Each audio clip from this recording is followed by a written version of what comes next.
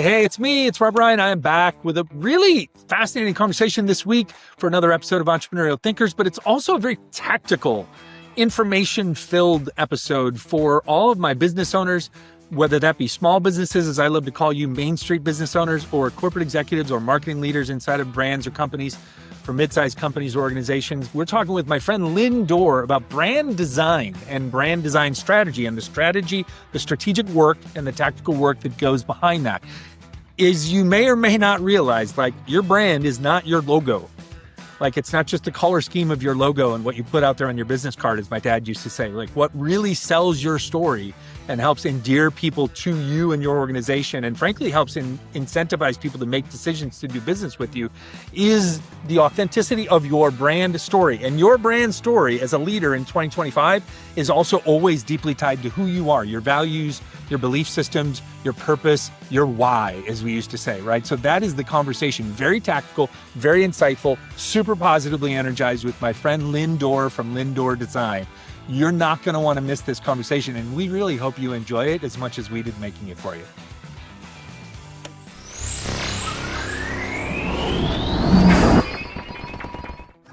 We are so grateful to be supported by these community champions: Sales MD, Team Friday, Realist Lab, Kiana Patterson, Diego Chavez, Jer Boucher, Heather Ryder, Janine Sua, Lily Roca, and Steve Kernan. Hola, hello, hi, bienvenido, and welcome back, or welcome to, maybe for the first time ever, Entrepreneurial Thinkers. And this is the show where I get the privilege to have weekly conversations with some of the best and brightest entrepreneurial thinkers across all sectors and segments of society and industry, as we come together to talk about what we're going to talk about, to try and leave the world a little bit better than we found it. And today I'm super excited on a very personal level to be joined by my friend, Lynne Door, who is a brand strategist and designer at Lynne Door Design. I really, really desperately wanted to have her on this show today to talk about how important a company's brand is in telling its story, especially for small businesses, or as I like to start calling them now, kind of Main Street businesses, right? In today's technology-driven, kind of AI-driven world that we're in. Let me tell you a little bit about Lynne before we welcome her to the show. She is a creative thinker, an authentic business person, and someone who frankly really loves business people and their businesses more than most service providers do. Though she may not describe herself as such, I've seen Lynne as a storyteller for the entire time that we've known each other, which, by the way, is a long time now. Back in 2009, as a senior designer at World Brand Design Group in SoCal, when most people were playing it safe just after the Great Recession, she took a leap and she bet on her own entrepreneurial spirit, and she hasn't looked back since. She's worked on some of the biggest brand companies in the US, as well as fostered growth for dozens of Main Street small business owners across a variety of industries. She's helped kind of ditch the agency world to build a thriving solo design business, and is now the creative force behind some of the freshest, most thoughtful branding out there in your communities. She's worked across a spectrum of business types, as I said, sizes and industries, but she's developed a really unique gift for translating the stories and vision of, again, as I keep calling them, kind of Main Street, or the world calls them small business entrepreneurs, to help tell their stories in a unique way in their communities. But beyond the pixels and the Pantone palettes, if I even said that properly, she's a businesswoman who knows that real growth comes from risk, resilience, and authentic human stories. So please join me in welcoming my sunshine, hike-loving, now Southern California dwelling, dog-loving, storytelling friend, Lynne Door, back to the show. Lynne, hello. Hi, Rob. Thank you for having me. This is pretty incredible. I so appreciate it, and I'm honored. I don't know any two people like ourselves. You love storytelling. I love branding. We're a good team. I'm telling you, it should make for a great conversation, right? So all these business people, no matter what type or size of business people they are that are listening, should hopefully have a lot to take away from today that maybe will both inspire them, but will also inform some of their choices that they need to make. So I'm going to get us started. I've got kind of one big opening question for you that I know you're going to have both strong opinions and some specifics for. So here it is. In this AI age that we live in now, like, why would any business person choose to work with a human designer like you when they could just like pump out a logo online for like $5? Yes. Fantastic question to start with. AI is a tool. It's great. However, um, authenticity. There is nothing that AI can do to take away from one-on-one human contact. It's my job. This is what makes what I do so incredible because I get to know people, not just about their business. Yeah, that's a very important aspect of what I do. I get to know what their business is, who they want to, make an impact on, who their audience is. But a lot of what I do is kind of fusing um, the person, the entrepreneur, and their brand. And the only way to really, um, pull out that authenticity is to get to know them on a human level Yeah. and ask the right questions. Um, and really understand what motivates them and what inspires them so that I can create that and infuse that into their business and brand. You can't get that from AI. Yeah, exactly. And I don't necessarily know that I want to sit across the table from a robot to have them get to know. Right. So is that right there, follow on question kind of, is that human interaction, is that understanding the person Mhm. behind the business, is that the most enjoyable part of your process? Absolutely. I ask a lot of questions. The brand strategy process, I love the brand strategy process because again, it's not just about the logo. It's about what the entrepreneur, what the owner, founder want to achieve. It's about what their vision is and bringing that to life. It's a variety of things. But getting to know them, one of the questions I ask is to get to know them better because I start with, who they are as a person is what gets them out of bed in the morning. Mm, What gets you out of bed in the morning, Rob? What do you want to do? yeah. How do you want to make an impact? And I get some really thoughtful, meaningful insight into who they are when they answer that question. And then I ask, tell me what's your typical day look like? What do you do? Mhm. What bothers you? Just everything, because that's so important. And all of that goes into how you're going to run a business and how Mhm. you want to show up in your business every day and how that's going to look to your audience. What are the values and what's your mission? What's your vision? All of that. Yeah, I was going to say, it's funny, you just took the word right out of my mouth. See, this is how well you've trained me over the years. I remember you were kind enough to take me through the entire brand strategy process years ago. I remember feeling like, and I was about to say it when you finished, like that you asked a lot of values questions, uh, right? And that it stood out to me. I'm a values driven person, so it was very natural.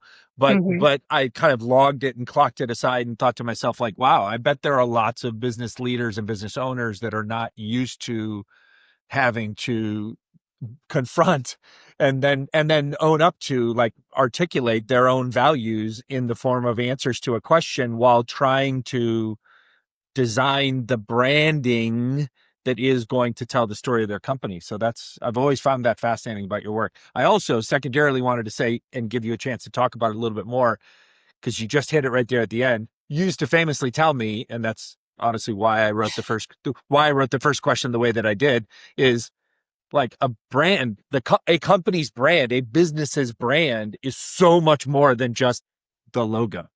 Yes. Yes. And it's funny, when I first started my company, I didn't do brand strategy. Of course, 16 years now, I've been doing what I'm doing, 20 altogether. I didn't, I was doing a disservice to people when they just needed a logo. What I realized was that, you could have a pretty logo. Everyone just wanted a cool logo, but that is not going to create a successful business. A logo might not resonate with an audience. Um, what it comes down to is understanding who they are, what they want to do, and how they're going to inspire the audience. And I know we talked about this too. We've talked about this, the storytelling, the messaging. That is so much more important than just having a beautiful brand. Because your values and what you want to do, that's what people resonate with. Yeah. Right? I mean, that's how you build trust. You tell people in your business what it is that you do, and you have to inspire people, because that creates action. I just talked about this the other day. When you inspire people, that drives action. Yep. And action drives change. Change drives impact. And that's the goal of a brand. Not only to have someone, decide, hey, that's something that resonates with what they're saying to me. I get that. That's me. I want that. I need that. That becomes part of the ethos of who they want to be. And that creates a purchase, and that creates growth in a business. Ultimately, and repeat business, right? Because now I feel like I have a relationship with you. I know something about you. And so when faced with the panoply of choices that I have every time I leave my house or I go online, like I have some pull. My dad used to say it just to validate how like universally true what you tell your clients is, and how it's been around forever, so to speak, but how we miss it. Like my dad used to just simply say to me when I started my career, like the business card is never going to sell anything, kid. Right? Like it's going to be how you connect with and understand and make the person that you're talking to feel appreciated and seen and understood. Right? Absolutely. Like the business card is just the leave behind, right? As they used to It's call just it. a leave behind. So it's a little reminder. Yeah. But what you connect with is how they're speaking to you, what they're saying. And if you say, wow, that they get me, that is going to make somebody say, yep, okay, I'm ready to click that button. They get me. People just want to be understood. They want to be seen. That's why messaging, just to get back to the logo versus the brand, it's the logo. You can't get that from a logo, but you can get that from brand messaging. And that's why the strategy part is so important, because we start with all of the foundational information that basically drives the design of the visual identity. And the visual identity is completely created from all of the intangibles and tangibles, the keywords, the values, the mission. That's why it's so important. And when I got to the point in my business where I said, okay, the logos for people that's not going to cut it. I want people to be successful. I want them to understand how important it is. Everything that's behind the business has to be upfront. You have to educate your audience as to who you are and what you do. Yeah. If not, there's going to be no connection there. They're just going to choose the cheapest competitor, because then you're just, if you don't have the substance behind your brand, they're just going to choose, it's a price issue. Yeah. It's not exactly. a brand issue. So, you got to choose the right, messaging so that you are creating that audience that understands what you do. We are so grateful to be supported by sponsors like our friends at eSudo. Running any business, but especially a law firm, means balancing a lot. And technology, frankly, shouldn't be a headache. eSudo makes information technology and cybersecurity simple for law firms large or small. With over 20 years of experience, they specialize in everything from Microsoft 365 management to advanced cybersecurity solutions. They help you to stay ahead of threats, manage your data securely, and keep your tech running smoothly so that you can focus on what matters most, your clients. eSudo understands the legal industry's unique needs, offering tailored solutions to ensure that your firm is always in compliance and always protected. Are you ready to upgrade your firm's technology or get help with your questions? Visit esudo.com. Conversely, right? Like if you have a firm understanding of that, and you present and you articulate it in all the right ways, but then you have a terrible logo, right? Because your brand strategist suggests that everything about how you describe yourself, the business, your values, your mission, your purpose, like leads me to believe that your company color scheme should be like green and blue. And then the person's like, oh, I don't give a rat's ass about that. I want my company to be yellow. Right. Like, right. And you're like, you're like, so it's kind of like, it isn't the piece. And this is the mistake that people, the business owners, do, right? As entrepreneurs, is like, we, oh, it's the image. Like, that's what I want. Right. Cause we all think we're building the company as the iconic logo when the company is really the people that make it up. Right. But at the same token, I think it's true. You can tell me if I'm wrong or not, right? Is if the visual piece doesn't match the articulation of your story, then there's a disconnect as well. It's a disconnect, but then it's confusing. And confusion, you don't want to confuse anybody because they're going to walk away. You want it simple. You want it understandable. And I've worked with, a couple of companies that, they want to be clever. They want the trendy thing, but you have to be very careful with that because you don't want to confuse people. If they're confused, they're going to say no. You want it to be easy to say yes. And the only way to do that is to make it really clear and understandable. Yeah. But you have to know who you are as a company, as an entrepreneur, in order to convey that and to put that out. We were joking before we came online about how sometimes some of, and all our loyal listeners will know this, these conversations on Entrepreneurial Thinkers can sometimes get pretty philosophical, because that's just my brain. But this conversation will be a bit more practical. But now I'm about to ask you kind of a philosophical question. How does good design make you feel? Not just to look like, but how does it, what does good design actually feel like to you? Well, first of all, it has to be understandable, right?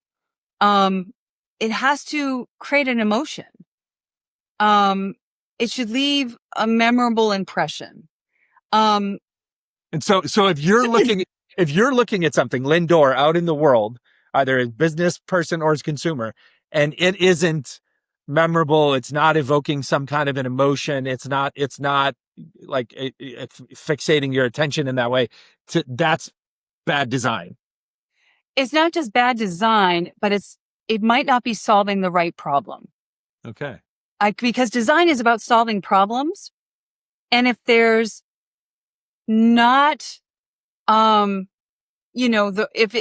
it's not maybe I don't have that problem then. Whatever, the product or service is, maybe I'm not the audience. I'm not resonating with it, so. Because it wasn't meant for you. It wasn't meant for me. I'm not the audience then. Okay. Because good design, no matter what, should be solving a problem that somebody needs. And that's why it's memorable because, I had that problem. It should spark something. Maybe that's the word I should have used. Yeah. Spark. Yeah. It needs to spark something inside. And that's where the connection comes in. Okay.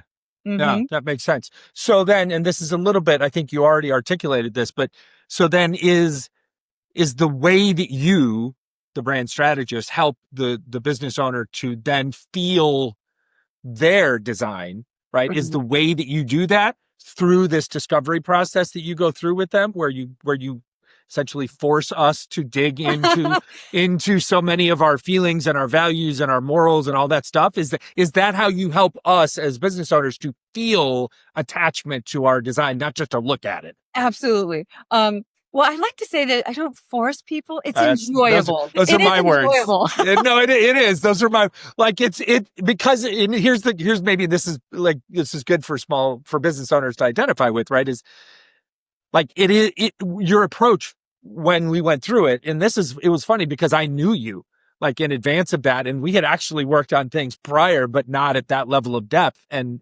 more in the early days of your work, which was less, as you said, brand strategist, more just designer. Right. Mm-hmm. And so it was, and I say this with for all the right reasons, it was uncomfortable because it wasn't a process that anyone had ever done with me before. So therefore it was wow, but I got it. right? I appreciated it, and everybody will. But when I say forced, it was like, because we have to do this. Like, we can't just skip steps. Basically what you were saying to is like, we can't just skip steps. Right. Yeah. I ask a lot of hard questions. Yeah. And I've actually updated it since we've done it it might be a little harder now just because it's so important to ask those questions. Hugely important. Because that is, it's really a fusion, because I want to make sure that I'm building a business that's compatible with my client's lifestyle. And that goes hand in hand. If they're going to take the risk and they're going to start a business, they have to know who they are and who they serve, who they help. And if they don't, they need clarity on it. If they don't have clarity on that, they can't be confident in knowing that their business and the problem they're solving is going to be successful. And that's why that's why I love the branding process, because that helps us get really clear on who they are, who they want to serve. And I have to tell a story. Please. I worked with a client a couple of years ago, and I said this earlier. I always ask the question, what gets you up? What gets you out of bed in the morning? And this particular client was a perfusionist. Now, if you don't know what a perfusionist is, they are the person in the cardiovascular surgery that runs the heart and lung machine. So they have a very important job. Did not know aside that. from the anesthesiologist, right? Okay. And I said, what gets you up in the morning? And he said, I want to get people home to their family at the end of the day. Wow. And that I got the chills. It hit me. And these are the types of questions and these are the type of answers that you need to hear, because I felt like that one line that he told me was his entire branding. Yeah. He wants, his job is really important, and he wants to get people home healthy at the end of the day. And I just thought it was so moving. It was thoughtful. It was very heartfelt as to what he does for a living. Wow. And that was infused in his branding, the care, the fact that these people aren't just somebody, that maybe are just having, some health or physical issues, but that he truly, their life is in his hands. And he, obviously takes that very seriously. And I just thought that was beautiful. So that's the level of intimacy brand strategy can kind of bring out. No, that's amazing. And you want that, because that was completely authentic to what he did every day. And that winds up infusing itself in, I'll make like a simplistic example of it, right? Like, that helps you understand, like, is this person who we're building this business for them, is this person's business like a New Times Roman, or is this a sans serif, right? Absolutely. Is this right? Or I made the color example earlier, right? Like, is this ethos this color or that color combination, right? I mean, so it shows up, it infuses itself, the story, the value statements, everything that this person this business represents, that makes them, like, that infuses itself and shows itself up in the design of the various pieces. One piece is the logo, other pieces is the websites and the digital platforms and all the different things and all the stuff. But the merch, whatever it might be, right? Yeah. And it was really interesting to use that as an example. There's quite a number of perfusionist companies out there. Did not know that either. Right. And we want to make sure he was differentiated, from his competition. And you're exactly right, Rob. All of that information that I gather by asking all those questions, I have to marinate on all that, and really find a way. It's color psychology. It is, keywords, the values, the goals, but combining his goals and aspirations and his vision with his audience and who his audience is, and making sure that it's resonating. Because the audience also has goals and aspirations, challenges, struggles, and you have to make sure that all of the information that I'm gathering, that I am I'm taking all of that, and then I'm translating that into something that I'm translating that into a visual aspect that is going to attract his audience. Yeah. And or any entrepreneur or founder. And that's the goal, is to infuse their authenticity with something that the audience is also going to resonate with. And that's the challenge. And that's what I love about what I do. And it's different every single project. No, I can imagine. Right. All right. So this is kind of a sub-specific example we can pull on based on what you just described to us. Right. So now what happens for folks that have multiple products or services, right? Or maybe they have subsectors of clients, users within their business that are different, maybe because they have different products or services, right? Mm-hmm. How should those people approach the branding of these different things underneath their one kind of company umbrella story? Is there a difference, I guess? And then how should they approach it? Yeah, I've had to rebrand a couple of companies. This is a really good question, because how do you maintain your roots without changing, who you are, when you introduce new products or services, right? And for me, I always want to make sure that it comes down to kind of voice and tone. Your voice is your personality, and that stays the same. I like to compare it and use the analogy of weather. So the voice is climate. It's your personality. It stays the same. Your tone is going to be, that's the mood.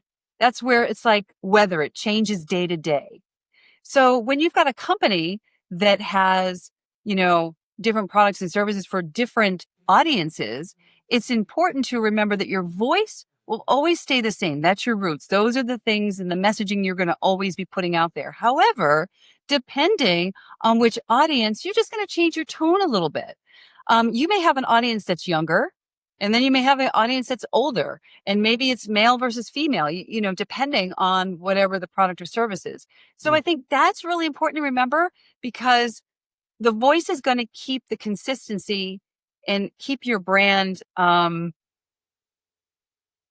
recognizable and known. Yeah. But you're just going to change your tone once in a while, depending on, what audience you have. So it's very possible to have different products and services under one umbrella with the right messaging. Interesting. We are so grateful to be supported by sponsors like our friends at Plain Text Capital. Investing in Web3 and cryptocurrencies isn't about jumping on the latest trends. It's about understanding where the market is headed and why. Plain Text Capital is a digital asset investment firm focused on long-term strategies backed by deep research, backing the best Web3 companies and protocols, and investing in the newest asset classes of the future. They believe that Web3 crypto will drive digital innovation for decades to come, creating significant value for investors. In fact, their team of highly skilled professionals work with institutions and serious individual investors who want clarity in a space full of hype and noise. So if you're looking to cut through the chaos and invest with purpose, Plain Text Capital brings a disciplined, high-conviction approach to investing. You can learn more and meet the team at plaintextcapital.com.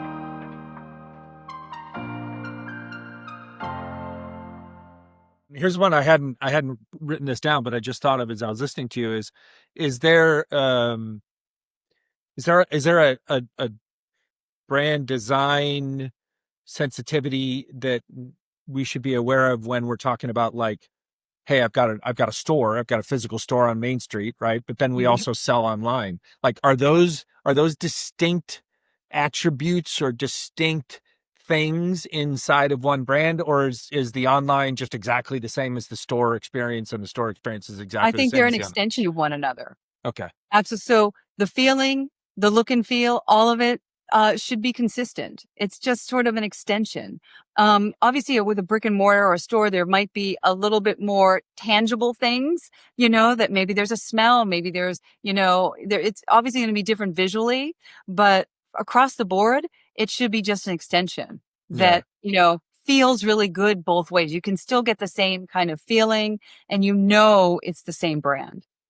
You touched on something here a little bit. We're going to talk about refreshing brands, like, so not necessarily new products or services, but just this idea of kind of the whole big refresh. But so I want to ask it this way, right? Like, it seems to me as the outsider, as the business guy, like branding seems to go through these kind of trendy eras, right? Where as a consumer, like, and I always joke, my metaphor is like, everything looks like a Marriott or everything feels like a Hilton, right? All Hiltons feel the same. And then all hotels like Hilton that feel the same, right? You can go anywhere in the world and basically never have left. But so in that sense, right? Like, how do you both adhere to modern standards, like as their design strategist, as their branding strategist? How are you helping them to both adhere to modern standards while still encouraging them to stand out, right? So as these things change and modernize, how should company leaders, owners think about how to refresh their brand story, even though maybe like the business is the same business we've had for 20 years, but like now it's in 2025 versus when we started in 2005, and the world has evolved and shapes changes, tastes change, styles change, right? Like how do we help them to navigate that, to think about like how to refresh, or like, and I'm not going to use the Cracker Barrel example because that got so politicized for so many different wrong reasons. It has I'm absolutely with you. Had almost nothing to do with design anymore. But like, I know. But at their root, like in defense of the guy and his team, like they were basically just trying to say like, hey, we've had this like really old kind of stale thing, and we're trying to modernize it a little bit and bring it into the new, but also, by the way, it's layered over like a shitty failing business, right? So like, but forget You're absolutely right. So talk about this idea of like, how do we navigate refreshing brands to stay modern without losing our authenticity, as you would say? Yeah. Well, I didn't actually, just a point. I need to say this because, the whole Cracker Barrel thing. I know. I said I'm not going to bring us into it, and then I told the story about it. No, I know that's okay. But, I kind of liked it. I didn't think it was, as horrible as everyone, on the internet thought it was. Of course not. But I do want to make the point that this is I think they went a little overboard and they lost their roots. And because we're very visual people, I think what they did was they alienated the audience that they've had for many years. And simply because they want to encourage and, entice a new generation of people, but they just went a little too far. But I thought it was actually a well done refresh. Yeah. But so did I, because 5 years from now, when they close down and he has to put the press release out that says, oh, by the way, all of you people that wanted the what you thought was like a crotchety old Southern white dude in our logo, which maybe it was, maybe it wasn't, but you thought it was. Guess what? You didn't let us refresh the brand and attract a new audience. So now we're going out of business. Well, exactly. And that's the thing is change is hard for people. Yeah. We don't like change. That's why it has to be. That's why I don't like to use the word rebrand, because that insinuates that it's a change. We're human. We like comfort. We like familiarity. So I like to use the word refresh because sometimes you don't always need a complete rebrand. A complete rebrand is maybe for the companies that are completely failing. They need to do something in order to, at least get some kind of attention and drive, business and a new audience.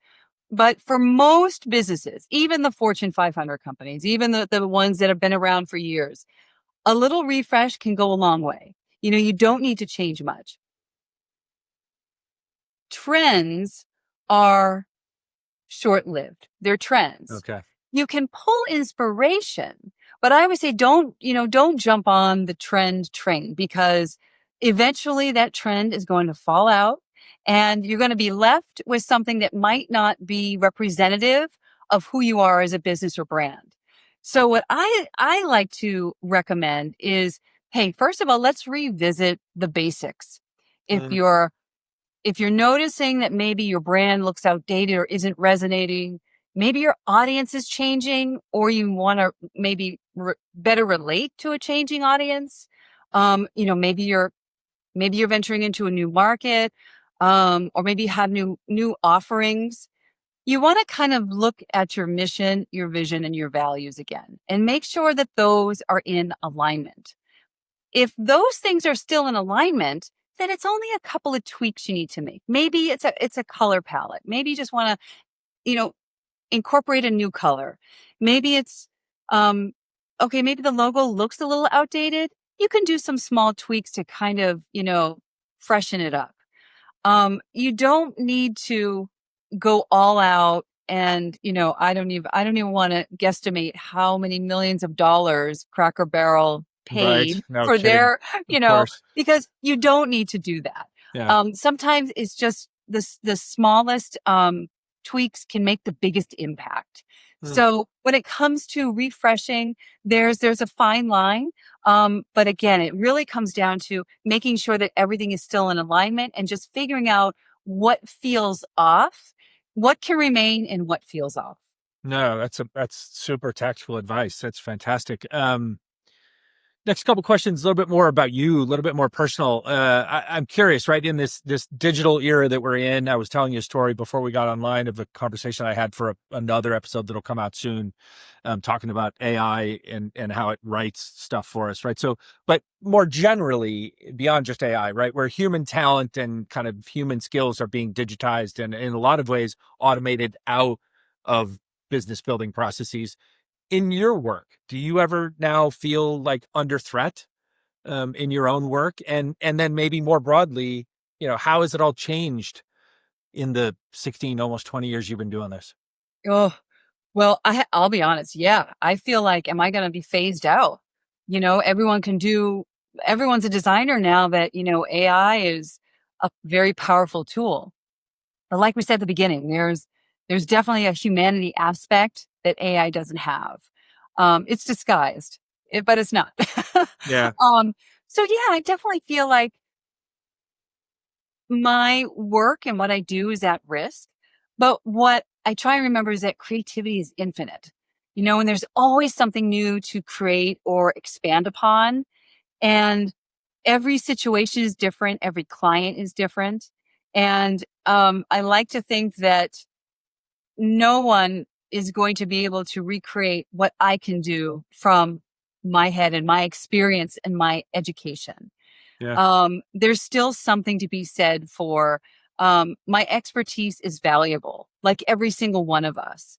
And I hope that, I can continue doing what I do for, people for as long as I can, because I feel like that's the humanity aspect that needs to continue on, to keep it authentic and to That's keep, powerful.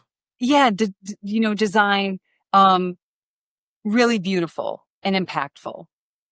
It's I want to rephrase the follow-on question, right? So let's talk less about how it's changed, because I think you just articulated the fear of how it has changed and what that could mean. Talk to me more about what you think, maybe more speculatively, like this next 10 years as we go forward, right? Like how do you think the design, brand strategy field and how it relates to its clients is going to change? Yeah, well, okay, I have to back up with this one because when I started, I mentioned this a little earlier, when I started, I was only doing logos. Right. But I think over the years, I think everyone has realized how important branding is. People didn't know really what branding was 10, 15 years ago.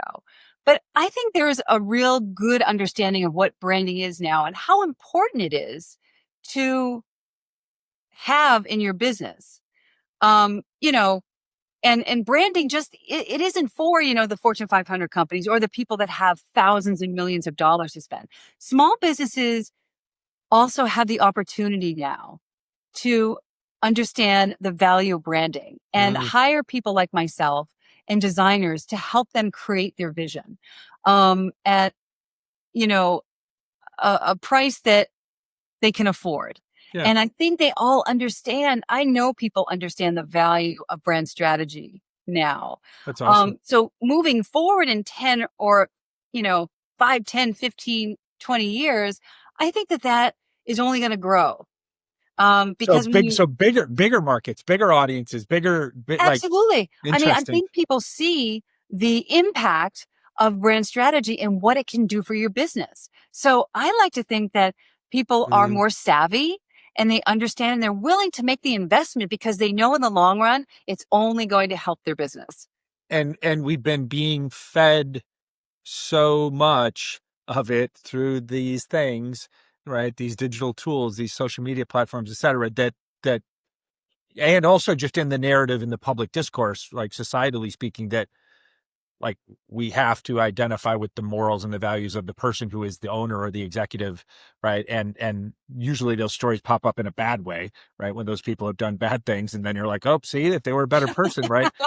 Right. But so like that's actually, I love that. That's the inverse of kind of what I expected, not necessarily what I expected you to say, but just what I expected of the market, right? Is so this move, if I'm hearing you correctly, this move that you had nothing to do with, the brand strategist had nothing to do with, to like indoctrinate us, all of us, this idea that like I am the brand, right? Mhm. And like you are your brand, like as you run your side hustle and your little business you have on the weekends outside of your day job, or the company that you're building, or the solo entrepreneurship thing that you're doing, or as a And the business, story you tell. right? Or as even a leader or an individual, et cetera. Like, so now there's this, you're saying there's like a improved or an increased consciousness of just the value of this idea of all these words that we keep using: authenticity, authentic storytelling, personal branding, all like corporate brand. Like, so now more people get it. And as a result of that, your confidence level is higher, that because more people get it, there will be more work. And then people will value not just having like again, a robot, which is my euphemism for AI, having a robot do it for you. Absolutely. This is Yeah. why I find it so incredible that I love that everybody is educating everybody on branding, because that only makes what I do more valuable, and all the other designers out there, and how, design can change the world. No matter where you are, who you are, what you do, the value of that it's infinite. So that's what I love about it. So yeah, I'm happy. This educational kind of uptick is fantastic. It's awesome. There's That's no two ways about it. No, and again, an interesting tension to live under, right? Both, like we talked about in the prior conversation, the reality of feeling under threat from some of these technologies and these tools and things like that. But then the other side of that, the positive side of the tension in a good way, right? Is like that the market is stretching and the market is being expanded, and therefore there's hypothetically more opportunity for you going forward. I love that. That's a fascinating place to exist. It's better than the alternative, which is like, yes, doom and gloom, right? It's just we're all Oh, going to be replaced by the delivery robots. Oh, right. I mean, hey, business is cyclical. But I'm gonna ride the wave, and I hope others do too, because it's a great wave to be on. And when you get how important it is, you can use it to your advantage for your business. Yeah, it's funny. I'll validate you a little bit. You can tell me if you think similarly or differently. I personal opinion, and I lean on this a lot as I think about this podcast, and now we've branched in. We'll probably catch up on this offline, but like we've branched into now add another part to our business, which is literally helping businesses or brands or companies who want to create podcasts as part of their marketing stack, right? So Mhm. so they maybe historically are used to doing newsletters and websites and webinars maybe occasionally, and social media, which I call kind of static, like 2D type of marketing, which is all the marketing we've ever all done, right? But now there's a lot more interest in like, well, I want to have our founder, our CEO, our head of marketing literally be heard, right? I want the voice, Mhm. the energy, the personality of our brand to come through in a video and audio podcast format to tell the stories of our community. So we're doing that. And I am leaning into this idea both for our own shows, our own intellectual property, and the shows we're helping other people create, that I think we're going to be like quickly here in the coming years, we're going to hit like the other side of this technological advancement that seem to like consume us all. Because Mhm. I think in some ways, this is just my opinion, like it has gone, and now AI is the newest iteration of it, has just kind of gone too far, too fast, too unchecked. And Yes. so I think we're not all going to become Luddites and suddenly get rid of technology, but I do think there's about to be a market, both business to business as well as even maybe retail, like consumer. But I think there's going to be like a pushback that is going to be a renaissance for like human experiences and human expertise and human connection and business relationships. Like I think we're on the ends of I this like 30 some odd year run that I, by the way, helped propagate. Right. right? All these years. Right. Yeah. Like Yes. I think we're on the, do you feel that as well? Oh, Rob. We are so grateful to be supported by sponsors like our friends at Haney and Company. You know, we all know that in today's complex financial landscape, having a trusted advisor can make all the difference. Since 1960, Haney and Company has been providing comprehensive accounting services to a diverse range of clients, from small businesses to large corporations. With nearly 400 professionals across 13 locations, they offer services in tax, audit, business consulting, and client advisory. In fact, their commitment to excellence has earned them recognition from Accounting Today and Forbes magazines. At Haney and Company, though, it's not just about balancing books. It's about building lasting relationships based on trust and mutual growth. So visit HaneyCPAs.com. That's HaneyCPAs.com to learn how they can support your business's financial journey. Without a doubt. I Yeah. completely agree with you 110%. Because what we do, the stories, the messaging, that's very human. It's infectious. It's infectious. That's an energy that you can't get in any other way, shape, or form in life. Yep. And that's what, when we share stories and when we feel good about the stories that we tell, no matter what kind of stories they are, and we can relate, there's a connection. And Yeah. all of that is very cyclical. It's a full circle moment for humanity. And I completely agree. It's the pendulum will swing the other way. It's close because, authenticity, I know people are so tired of that word, but it is the truth. We want authenticity. We want real people. And with Yeah. the social media and everything, all the platforms we have out there, you don't see what happens behind the scenes, and not Right. everyone is willing to share the real side, the truth, the facts, the authenticity. So I agree. And I Yeah. certainly hope to see that the storytelling rise, Good. because that's how we stay connected. No, I'm glad you agree. I think it's inevitable. Again, we're not being Luddites. I'm not You're saying right. I'm No, not saying the tools will go away. I'm not saying the technology go away. I'm not saying the platforms will go away. I no, just believe, and it's going to be part of what drives this belief is sitting down there in Orange County, a couple miles away from you, is my two teenage nieces, like one 18 and one 15, right? And the fact that they and their peers are far less online and far less social media using than I am. wow. And See, so like that's like when I started hearing and seeing that, I was like, there's okay. a shift taking place. They're still using it. Obviously, it's a tool, right? It's on their phone. Their phone is a tool, but they're using it a lot less and a lot differently than even I do as a 57-year-old who's essentially been indoctrinated into it this last Right? 20 Right. years. So That is such a good thing. And I think there yeah, will be a shift. And everything's, it's yeah. cyclical. So we'll see what happens, but I'm with you. No, I Like, appreciate that. keep the storytelling going. Tell us about Lynne Door Design. Now, I can't tell people to go to your website because they should go to your website, but they will immediately appreciate that your website is still kind of in the lab stage. It is. It's still coming, and that's okay. Fathers, children have no shoes. More chance for you to just explain to us right now. So in lieu of the website telling the story for you, tell us kind of what you do for people. Give us some examples, like kind of maybe industrial speak, like who are your clients? What are the types of businesses that they're in?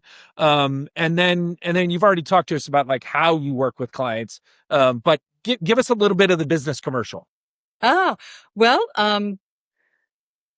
brand strategist and designer for wellness, food, and lifestyle brands, because that Okay. is my passion. I work with yogis, I work with med spas, I work with chefs and interior designers and people that are creators and makers. And I love that because that's what I'm interested in, health and wellness.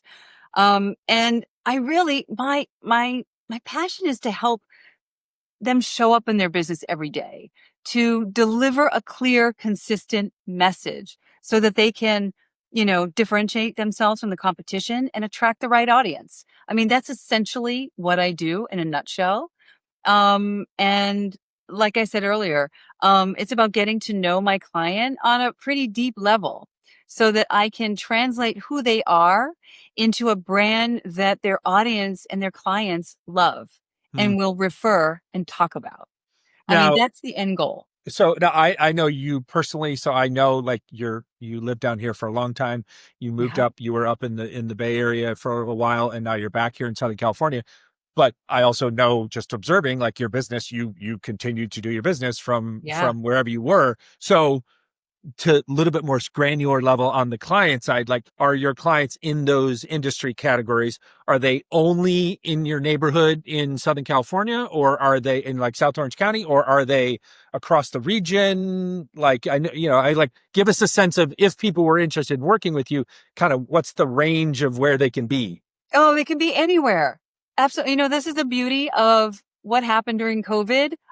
Zoom is a lovely place to get to know people.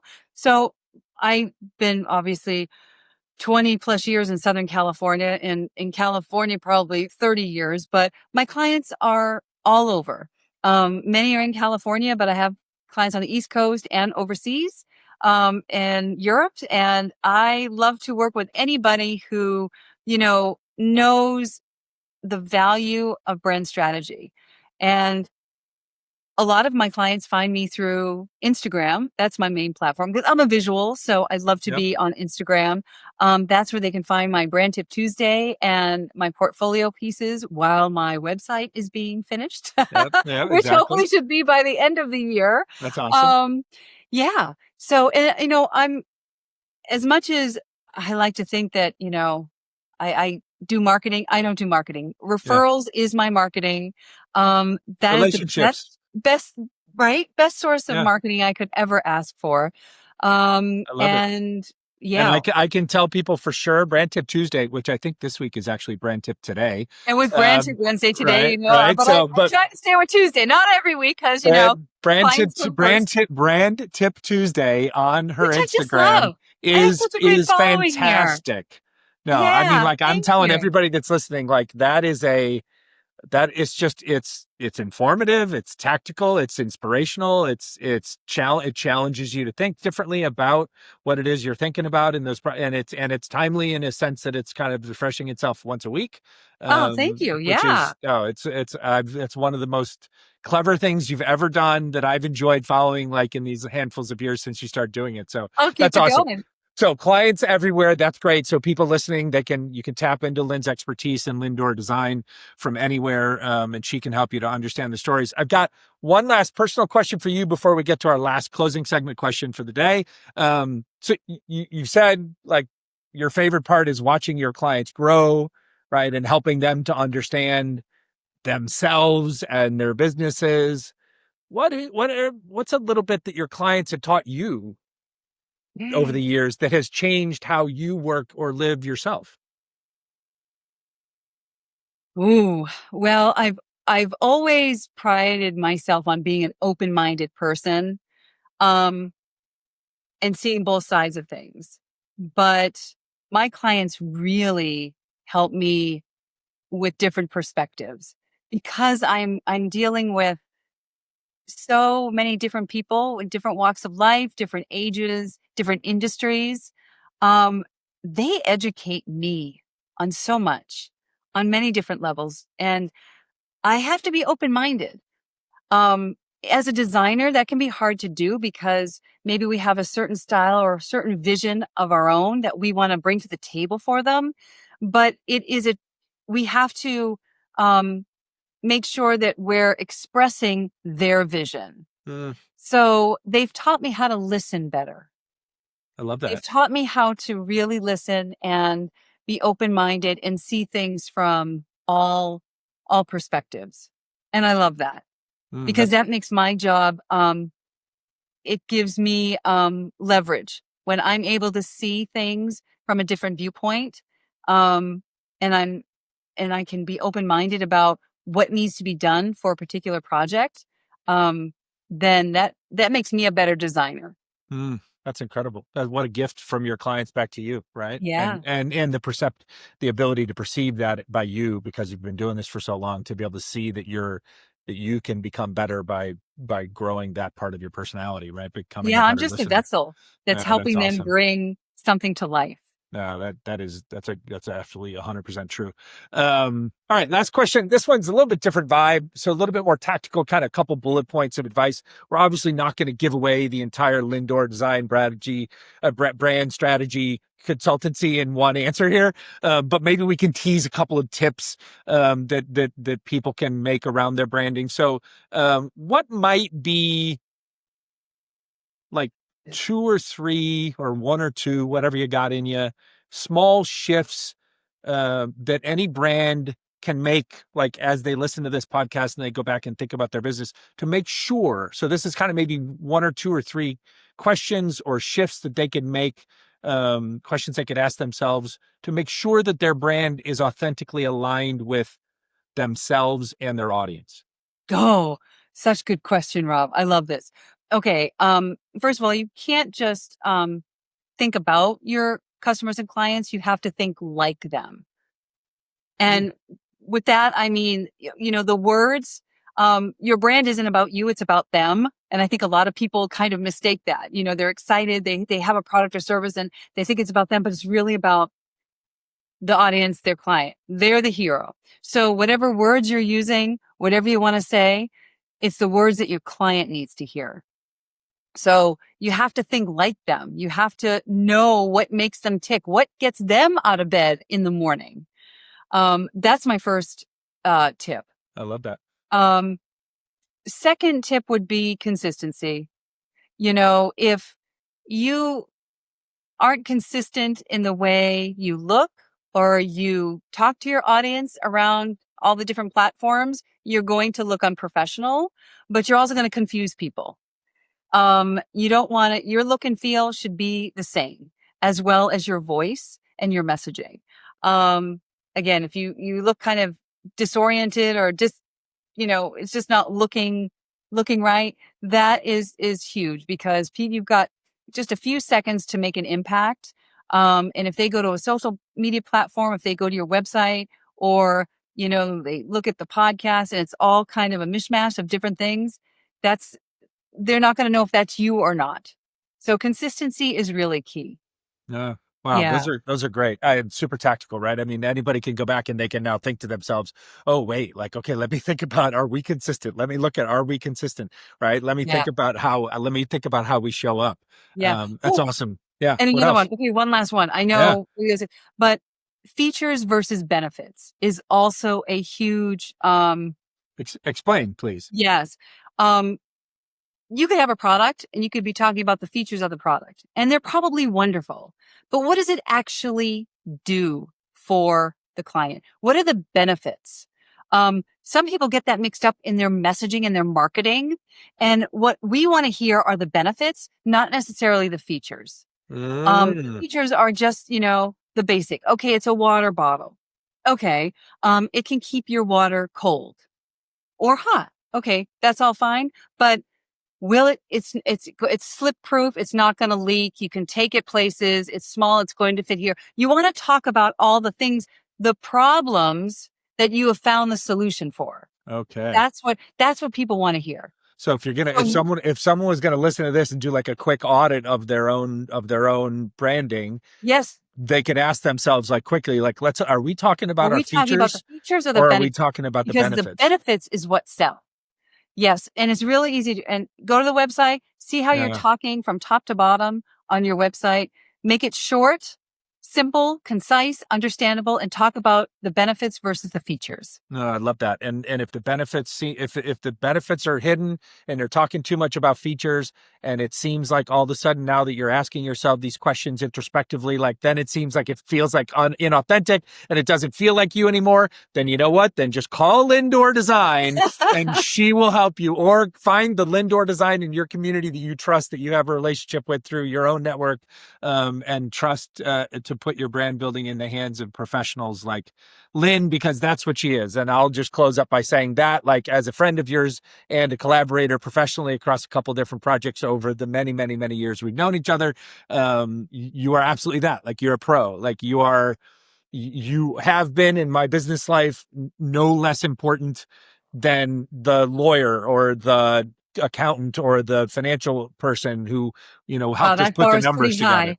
Thank Yeah. you. No, so I mean, I think that's important for people to know, right? Because I think sometimes this happens to us, like sometimes people take creative people like yourself and the work that you do or what we do with these podcasts, and well, anybody could be creative. Well, he could just walk, wave his hands around and talk on a camera and a microphone. And so, and the truth is then they diminish the value, right? And well, the lawyer is very professional. The doctor or the accountant is very professional skills. Like, no, like I can tell you, like brand strategist, when done the way that Lynn does it, and there are lots of people again around the world that do it the way that Lynn does it, but when done the way that Lynn does it, it is a professional experience, and it results in tools that will help you grow your business, which is, as you said in the opening, Lynn, that's the whole point of business, is to grow.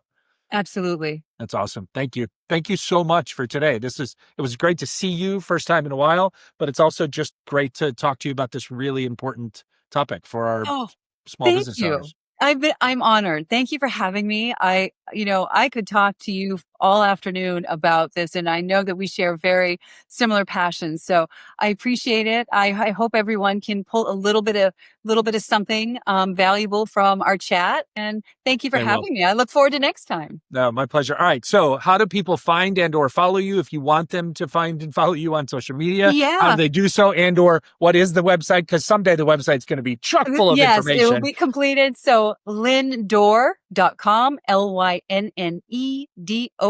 just like a door.com. Instagram is my favorite platform at Lynne Door Design.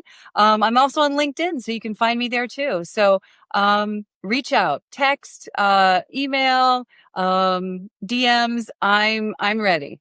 Awesome. Thank you. Thank you, my friend. Thank you. Thank you so much, Rob. Well, I hope you enjoyed that episode as much as I did recording it. As always, we thank you so much for listening and watching. Today's show was recorded here in Los Angeles and produced by the incomparable Deanna Bernal in Mexico City. We can only grow this show by you listening and sharing the show with friends. So please find, like, follow, subscribe, and share our audio-only show on Spotify, Apple, or via any other popular podcasting platforms, as well as find the video version of our show now available on our YouTube channel over at Entrepreneurial Thinkers. And of course, you can follow along on our various social media platforms for fun and informative clips and content at Entrepreneurial Thinkers, wherever you can find us. And if you'd like to connect with me, you can find me at I Am Rob Ryan on just about any social media platform. Gracias, thank you, and have an awesome day.